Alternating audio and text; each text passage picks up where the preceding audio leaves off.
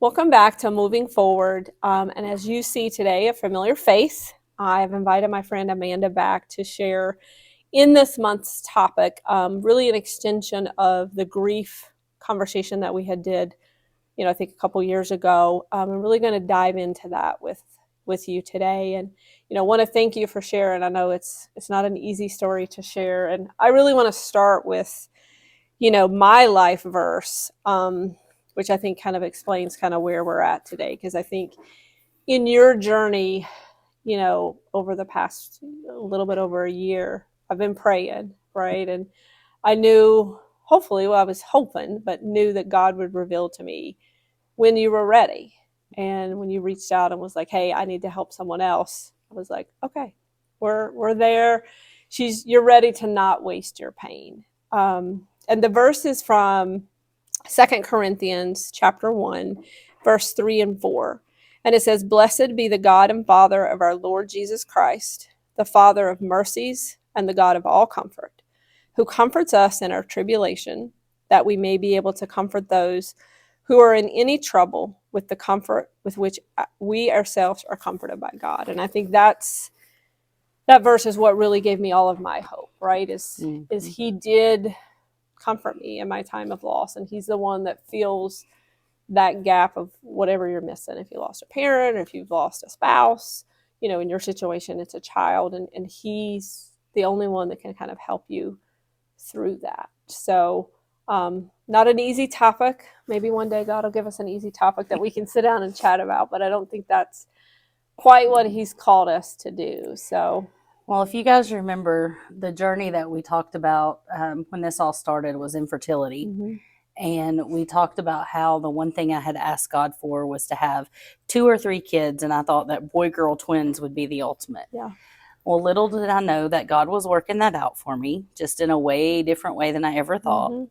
And so when I met my husband, he had a family, and he and his wife had divorced, and he was, parenting these 3 wonderful kids. The oldest was about 7 when we started dating, and he had boy-girl twins. Mm-hmm. So God has a strange way of answering prayers sometimes. Yeah. It's in his way and it's in his time. So yeah. God did bless me with a family, just not one that I got to give birth to, but I love them with my whole heart. And in April, that family was forever changed. Mm-hmm. He called our oldest daughter home. Mm-hmm. And I take the liberty to call her my daughter, even though I didn't give birth to her, because I love her with my whole heart. And I still say love, and not in past tense, right? Because she'll always be a part of our family and a part of our life. But very, very unexpected. We awaited autopsy reports for about 16 weeks because there was a backlog in the state. So had not really been sick, didn't really have any circumstances that led us to know what was going on. Right. I just get a phone call as I'm in my classroom. Mm-hmm. I have 25 second graders sitting there staring at me, wondering why my phone's ringing. Mm-hmm. And it's my husband in tears. Yeah. And he says, she's gone. Des is gone.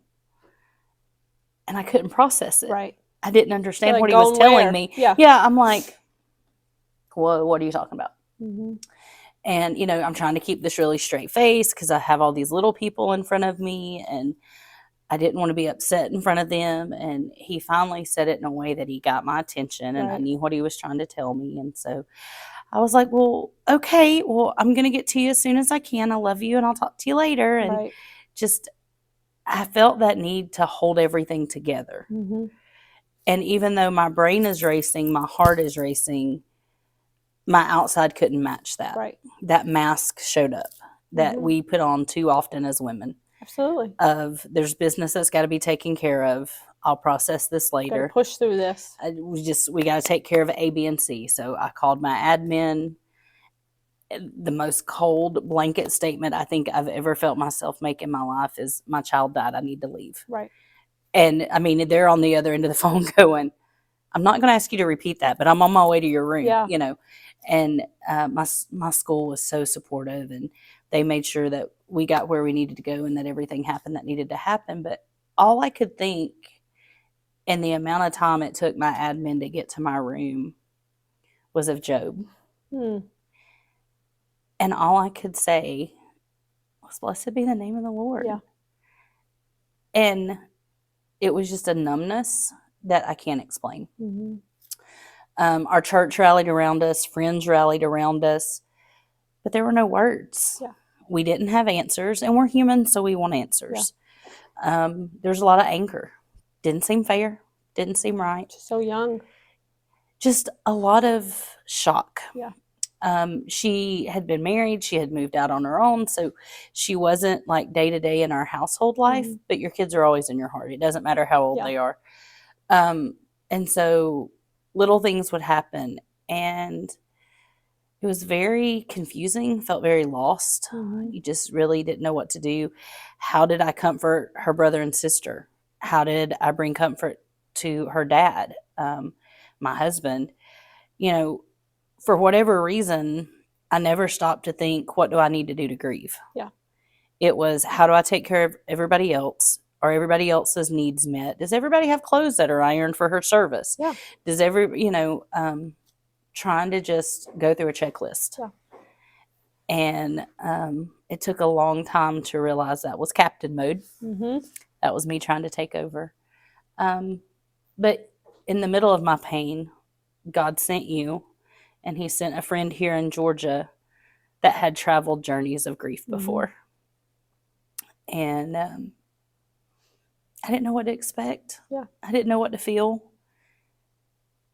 I wasn't brave enough to talk to anybody about what I did feel because I was afraid it was wrong. Yeah. Or not fair to somebody else. Well, I think one of the things that I kept telling you is all grief is different, mm-hmm. right? Like my grief of losing parents is going to be different than losing a child. And, I really tried to reinforce to you that even you're in Dwight's walk, even though you both lost a child and you lost the same person, it's going to be very different, and sometimes that's hard because you're like, wow, I'm not where he's at, or he's not where I'm at. And that leads to thinking, oh, I'm doing this wrong. Mm-hmm. I think that one of the first messages you sent me, you told me like there's stages to grief, and that right now I would be in shock, and at some point I would be angry. Like, you never told me what was coming next, but you let me know that it would change, that feeling would grow or shrink, or just, I guess, change is the right word. Yeah. And I remember May of that year trying to close down my classroom. And I had a day where somebody had asked me for some student data. And I remember in my head, I just wanted to scream, that number doesn't matter. My child is gone. Yeah. And I went, oh, where did that come from? Like, that's not who I try to be. That's not the professional me. And I'm really glad that I had a strong enough filter. It didn't fly out. Right.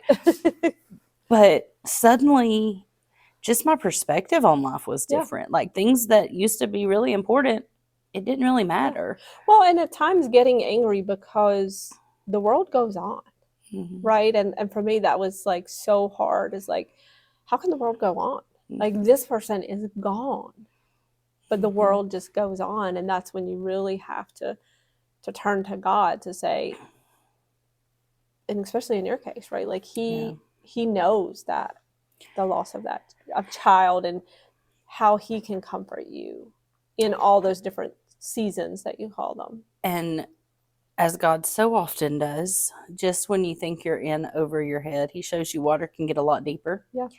So Des passed away at the end of April. We had her memorial. And in August, we buried my stepfather. And I watched my mom go through the loss of a spouse. Yep.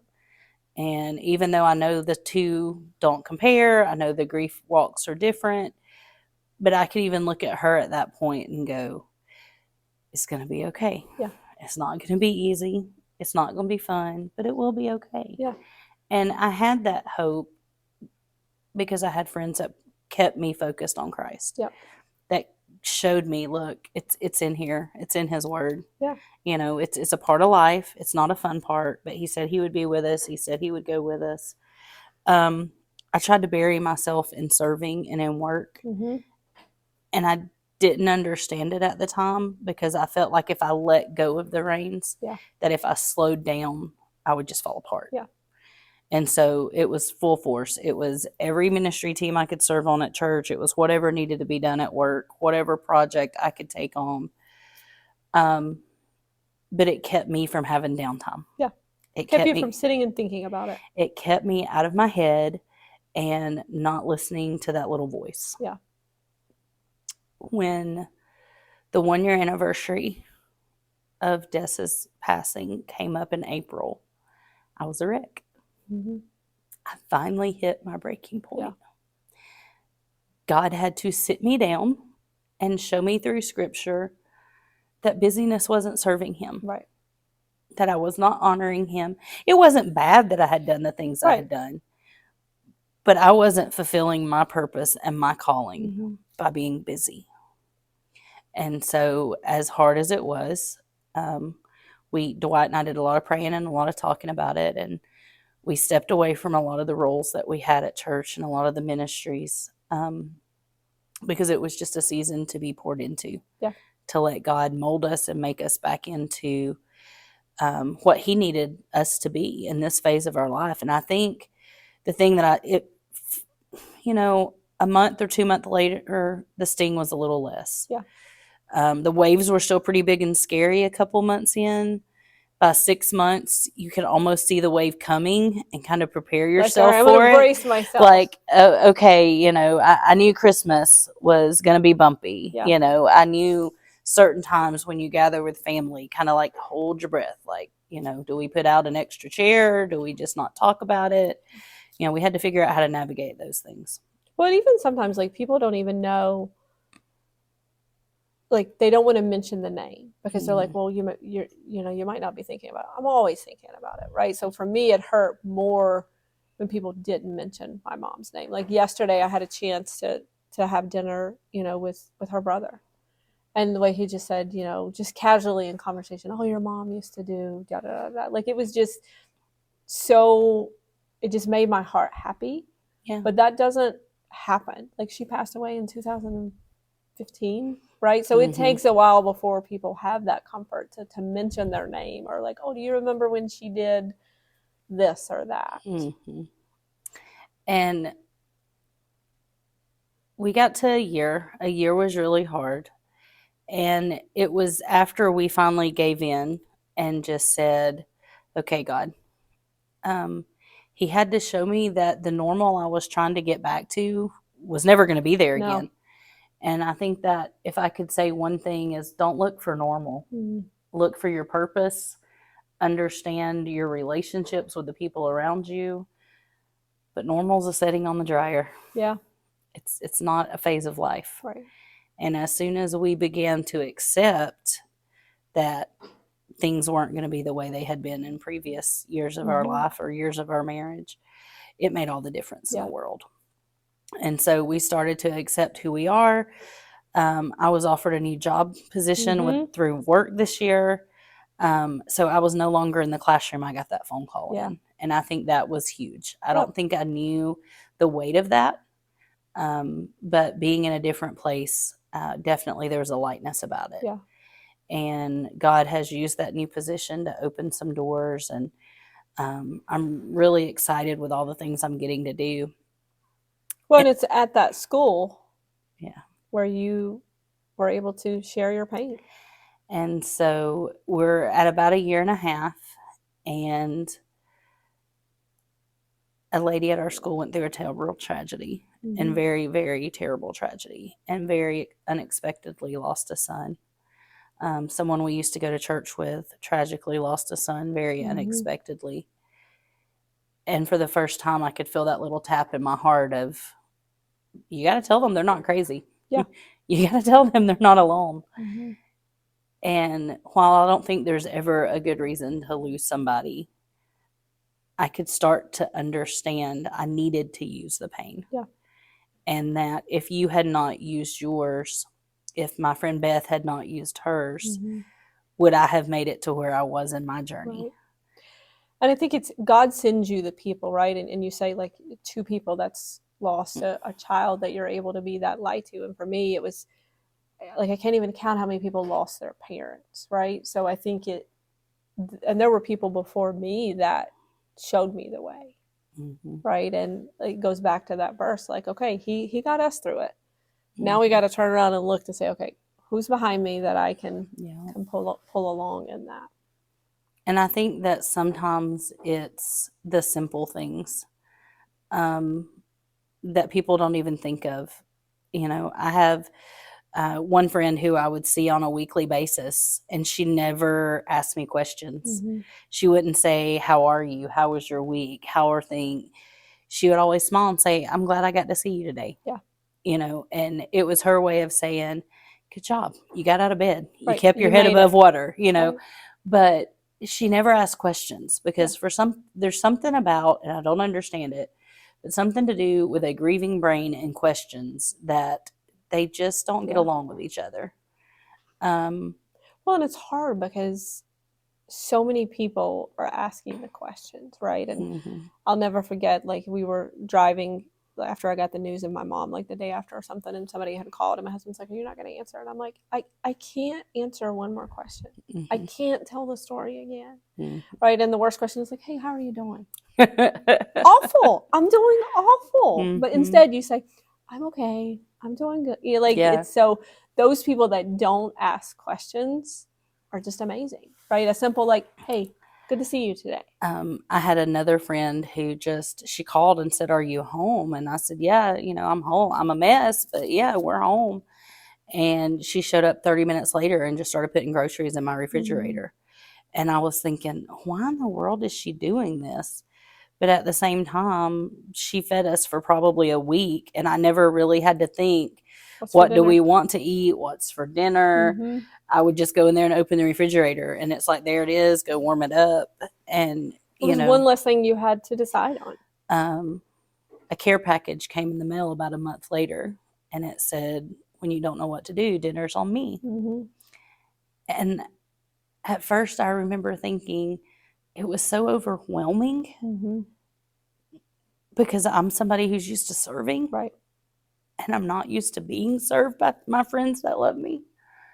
And it was really hard to accept it. It was really hard to admit I was hurting. I was confused. I was lost. But now, being on the other side of it and knowing it was one less decision, it was one less thought, it was, you know, one way to just make their day brighter. It's something that I was able to pass on to these families in saying, "Hey, you're going to be okay, but here, let me take a decision from your hands."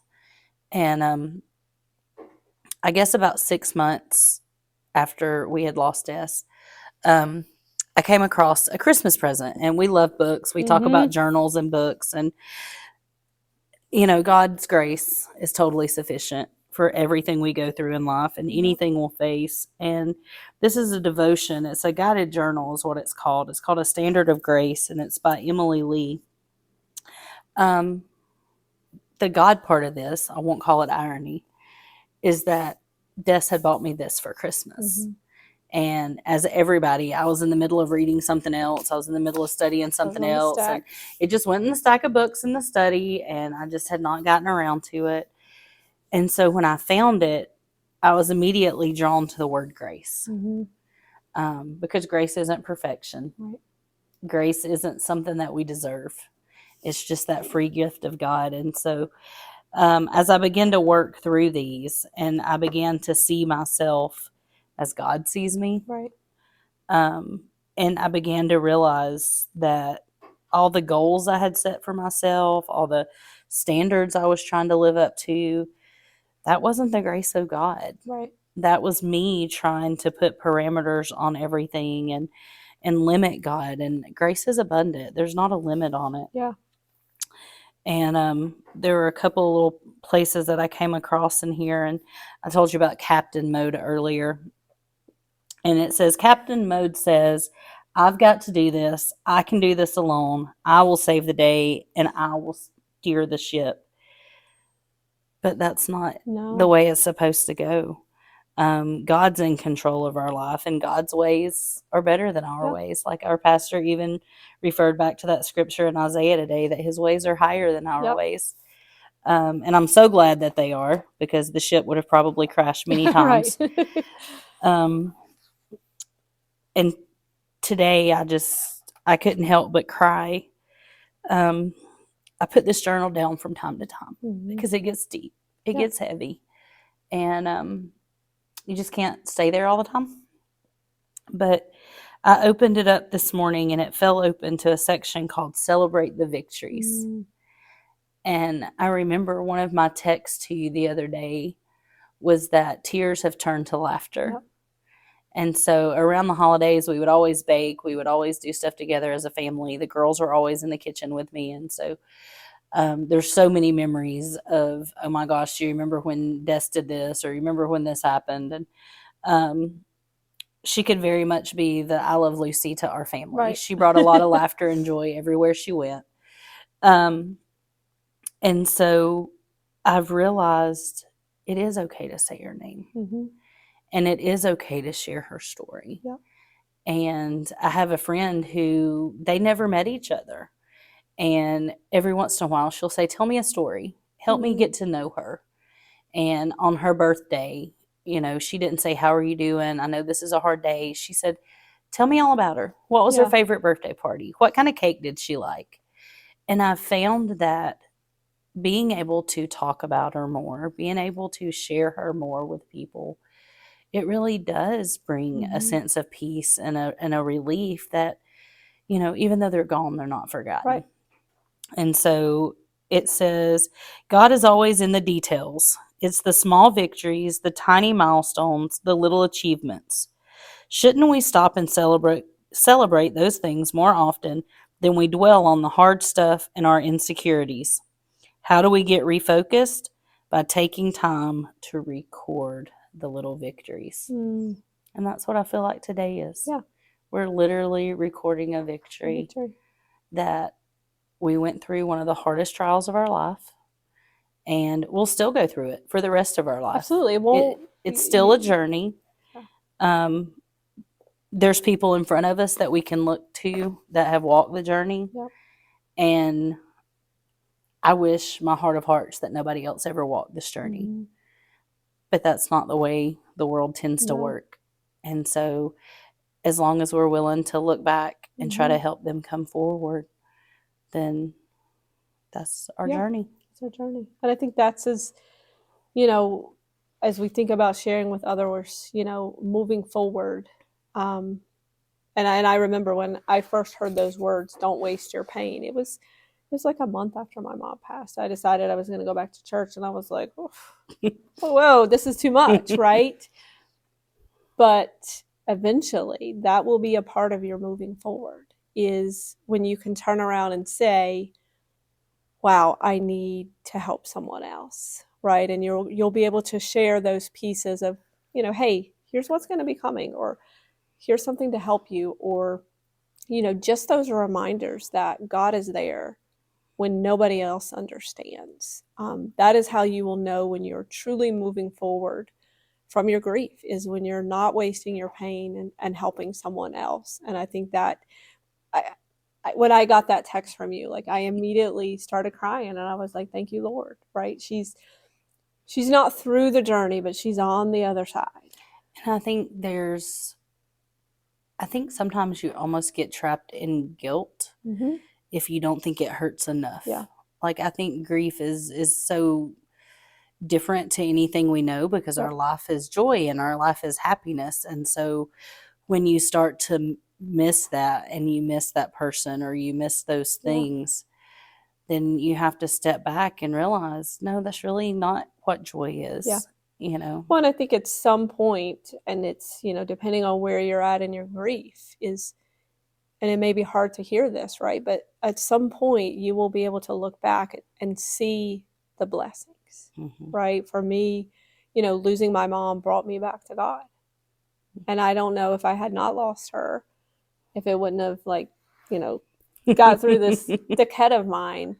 But there will be blessings along the way, Mm-hmm. right? And I think, a part of your blessing is that for all the years that you have served, you've been able to be served the last year, right? And you now have a little grandbaby. I do. Right? That has, not replaced that void, but the Lord's giving you something else to pour into. Yes. So there's some blessings.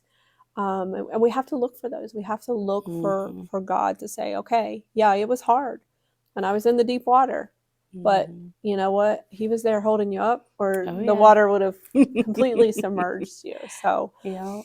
I can't thank you enough, Amanda, for sharing your story, because I know it will touch someone that watches this, right, in the future. And so happy to have been here to hear about deaths and continue, right? There are things that you still share. So I thank you for that. I know it wasn't an easy story, but God will use it for someone in the future. So I thank you very much for that. You're welcome. And I would say thank you for joining us. If you need prayer in regards to grief or you want to discuss that further, you can message us and look for upcoming events on our website at findingthemore.org. And until next time, keep moving forward.